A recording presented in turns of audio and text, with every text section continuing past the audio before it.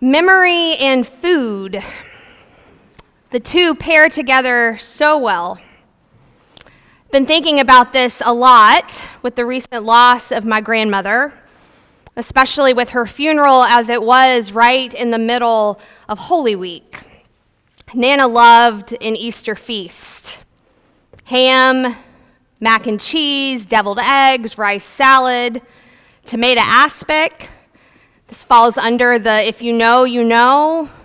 And if you don't know, it's something like tomato jello, although that does not at all do it justice.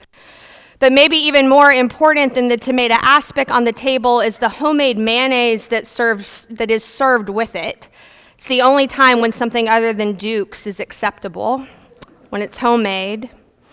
So our family text messages this Easter were full of which combination of Nana's favorites had been on our own Easter tables. Plenty of ham, mac and cheese, some deviled eggs, though I am sad to report this year that there was no aspic or mayonnaise consumed. I think probably because those of us who love it most now live in separate households and can justify making it only for ourselves. But still we ate. And we remembered, especially about Nana's desserts. Her favorite and most decadent dessert was actually a Christmas tradition and not an Easter one. As unique and southern, or maybe even more so than tomato aspic and homemade mayonnaise, my grandmother loved to make tipsy cake, a family recipe she learned from her own mother. This dessert includes sponge cake, blanched almonds, scuppernong wine, boiled custard, and whipped cream laced with generous amounts of brandy. And I'll preface this next part of the story with my mother's own words that she shared at my grandmother's funeral before she shared this story.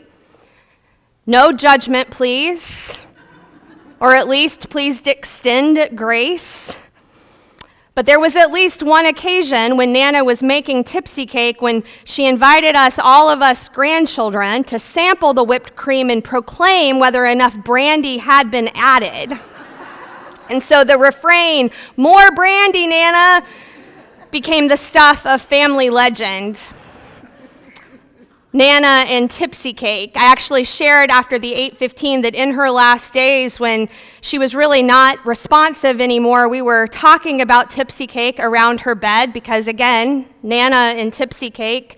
And my mother commented and said, "Mom, I haven't made one in years because I just know if I make it, Ken, my dad, would eat all of it." And clear as a bell, she went, "Well, I can believe that." It was beautiful, beautiful. So food and memory. They gave Jesus a piece of broiled fish, and he took it and ate it in their presence. Jesus also knows something about memory and food. Eating this piece of fish is about more than just convincing his startled and terrified friends that he is not a ghost. Eating a meal in their presence reminds the disciples how they have come to know Jesus and how they have come to know one another. Loaves and fish, bread and wine, meals shared among 5,000 and others more intimate. In the home of Zacchaeus and in the home of Mary and Martha. Life with Jesus is about being known at the table and in the breaking of bread. As new and strange and joyful and terrifying as resurrection is, Jesus eats a meal in the midst of his friends to remind them of the familiar part. You know me in the breaking of bread. This is how we do life with one another. And in the wonder of the resurrection, this is still how we do life with one another. We break bread. Jesus goes on to tell his disciples, "You are witnesses of these things." And in this season, we have to think about what that means. What does it mean to be witnesses of the resurrection? And today we learn that it means that we set the table and we share a meal. We break bread as we also bear witness to one another's wounds and one another's needs. Because the resurrected Jesus appears to his disciples with both of these things, his wounds and his needs. Jesus' body still bears the wounds of his crucifixion. Look at my hands and my feet, it's me, Jesus says. Jesus shows us that breaking bread in the light of the resurrection does not mean hiding our wounds from one another. That in fact, the work of resurrection is showing up in our joy and still sharing our scars. Our scars are the best truth tellers of resurrection and reconciliation. And Jesus invites us not to hide them from one another. Jesus shares his wounds, and then he also shares his needs. Have you anything here to eat? Jesus is hungry.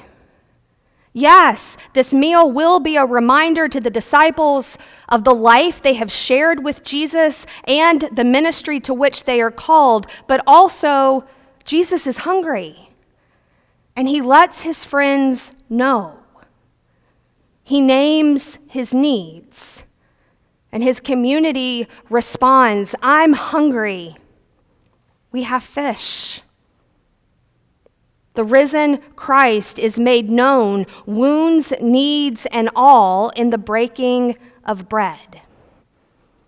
And the disciples have not made the connection yet, but soon, as the risen Christ continues to show up and share a meal in their midst, soon they will remember Jesus' words at the supper in the upper room. Food and memory. This is my body, this is my blood, bread and wine. This is what resurrection tastes like. I am made known to you in this meal. You are made known to one another in this meal. All of creation is restored in this meal. This meal that we share at this altar Sunday by Sunday, this meal that gives us the strength to go out and be witnesses of the resurrection, to set the table of welcome in the world, this meal where the risen Christ is made known to us. So I want to share a story with you about what this looks like, about how the risen Christ continues to be present in this meal, wounds, needs, and all. This is a story from a former parish where I served. Ginger was a member of this parish. She and her husband and 3 boys were active in the life of the congregation. And at some point, Ginger developed celiac disease.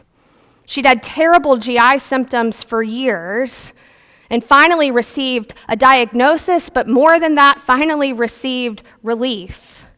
And this was years before you could walk into the grocery store and easily find the gluten-free options. Ginger quickly learned how to navigate ingredient lists and what to avoid. This was also years before gluten-free communion wafers were widely used or known. But with Ginger's help, we found them and then had them ready at the altar each Sunday so she could receive communion because we break bread together. So her husband's job moved Ginger's family out of town at one point and away from their beloved church family. But they settled in their new home and they found a new church community. Ginger served on the vestry there, and she shares the story of the years of her advocacy for gluten-free communion wafers to be at the altar so that she could share in the meal. And I do not know the full story of why this was such a hurdle, But I do know that the experience was painful and hurtful for Ginger. After some years, Ginger's family moved back and they returned to the parish where we had both been. Janice is the name of the deacon in this parish. And Janice had been there long enough to know Ginger before she had moved. And so that first Sunday back, coming to the altar, Ginger comes up and she kneels, and as Janice approaches, distributing the bread around the altar, Ginger leaned in and quietly began to tell her story. My name's Ginger. We've been gone for a while, but I'm back and I need the gluten-free. And Janice stopped her. She grabbed her hand and she squeezed it and she looked at Ginger and she said, I know you and I know what you need. I know you and I know what you need. And right there at the altar, Jesus was made present. The resurrected Christ showed up. Bread and wine, wounds and needs. I know you and I know what you need. This is the meal that we share. Do this in remembrance of me.